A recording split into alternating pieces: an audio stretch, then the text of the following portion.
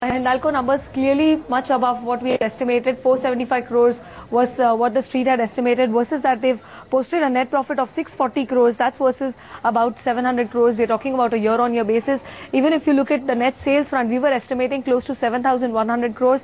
They've posted about 7,600. A very good, revenue that they have posted this time around. The increase really coming in from higher aluminium sales that they've done.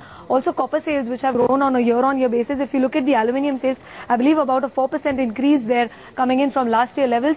Operational performance, however, if you compare it with the previous quarter, it has been a bit low, 11.5%. We had seen about 13% in the last year.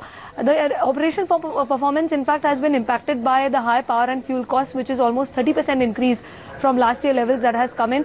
So clearly, though the EBITDA performance has been weak, it is better than what analysts had estimated. In fact, they had estimated almost a 40% increase in coal charges, which has obviously not happened this time around. So numbers overall pretty good. They've maintained, their interest rate also more or less equal to what they had done in the last quarter. But overall, if you see, Hindalco's done fairly well. The stock reaction also, if we can pull up that counter, 2.6% increase just on the back of better numbers. 640 was not what we were expecting. 475 was a really low number then.